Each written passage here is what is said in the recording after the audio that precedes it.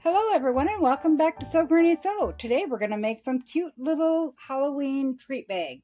These would be great for a preschool class or maybe grandchildren, or even if you just had a little group of children you need to do Halloween bags up for. So I have this fabric here with the solid orange fabric fused to the back with heat and bound light. If you haven't seen this video, go ahead and check that out. It shows today's video we're going to use this.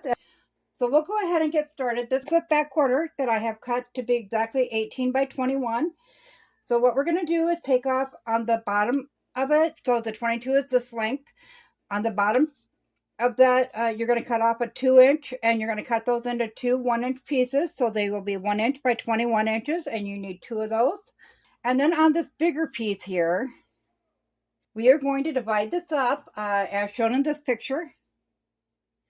We're going to divide it up into 12 4x7 pieces.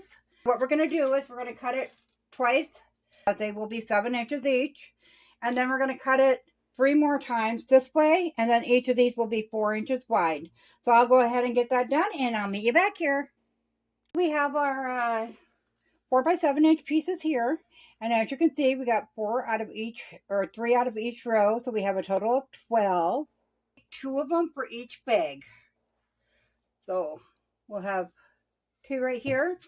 So now we're going to make a little band that goes around it that we can put our ribbon through for a tie.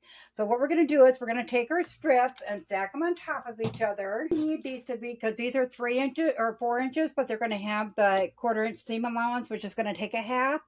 And we don't want them into the seam, otherwise your ribbon won't be able to be drawn closed. So we want these to be 3 inches each. So we're just going to go along and cut these into 3-inch increments here.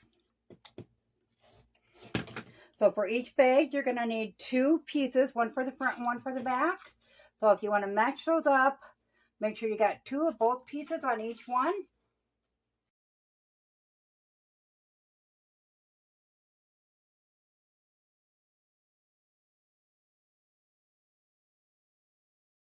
So each bag quarter will get you 6 bags. 2 little pieces right here that are about 3 inches by 1 inch. So that's all the waste you're going to have on your back quarter. So now that we have these cut apart, we're going to make sure we got them going whichever direction we want. These are cut sideways like this, so we're just going to put them up and down. It doesn't matter. And then we're going to stitch these on, and I'm just going to use a zigzag stitch. And what I'll do is I'll go ahead and mark this down about 1 inch and put that on, and make sure you center a 1/2 inch that way and a 1/2 inch that way. And we'll just put a pin in that.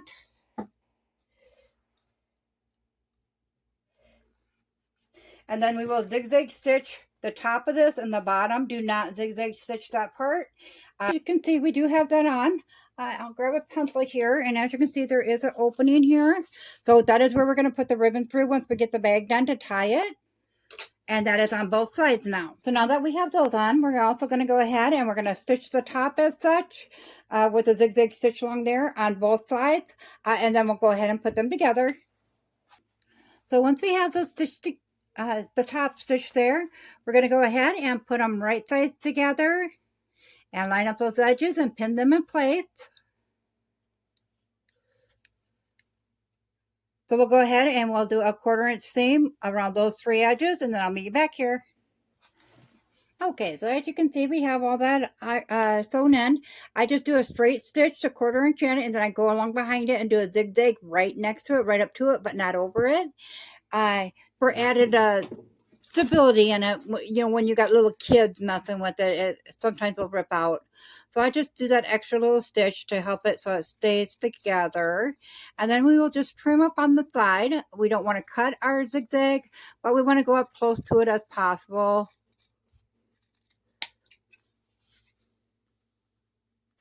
So these are great also. I mean, you can make them with Christmas fabric and put some small gifts in it. You could do Valentine's Day and put candy in it for a child's classroom. All really good ideas. So you can just kind of mix it up according to whatever you're making them for. Great way to bring stuff in for the little ones. You know how they like to get those little extra things. If you had some birthday fabric, you could do birthday treats in them for a classroom. So we're going to go ahead, and I'm just going to use the scissors here because they're handy, but you could use a chopstick or whatever. Now you don't want to press too hard if you're using scissors because you might poke through the fabrics. And get those corners out to the point if possible.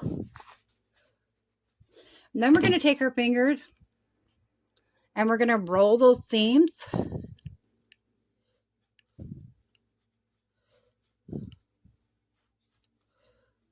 When you're putting these together, if you wanted to, you could do the top stitching on those with a zigzag like we did on this. I didn't worry about it. The ribbon's going to go in there, and I don't think it's going to show up that much because it's going to be bunched together. So I didn't really worry about that part. I don't think that's going to matter much. But we'll go ahead and we'll get the ribbon and get that threaded through there. Okay, so this is just an 1/8 inch ribbon that I had left over from another project. Cross grain is what I have. If you use the satin ribbon, of course, you'd want to burn the end so it don't unravel. Just take a safety pin and put that through the end of that ribbon.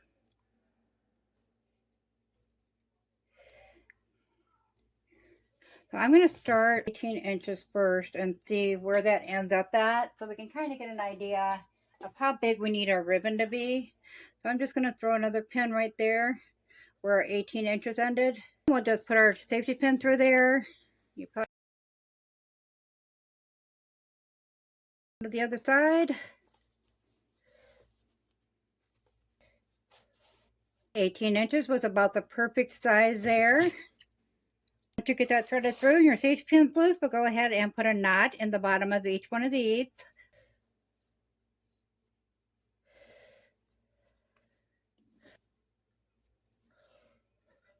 Trim up those ends a little bit.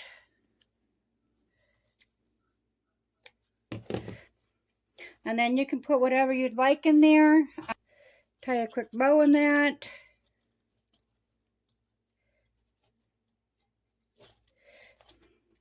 And isn't that adorable? What a cute little way. You could do these up and make a little bags for the grandkids. You can make them for the kids to pass out at school. You could get fancier with your ribbon at the top, and maybe make a bigger bow if you'd like. You could embellish them with things. You could switch it up and do this fabric in one color and your band in another color. So there you have it. You got yourself a nice little treat bag there. You can stuff it full of whatever you'd like. Pull it tight, tie a bow, and they're ready for gift giving. Those in Christmas fabric, birthday fabric, Valentine's Day fabric, gift giving for all occasion. They'd be great at a birthday party filled with little Dollar Tree or dollar store items. They'll feel like they got a lot for a budget-friendly birthday party.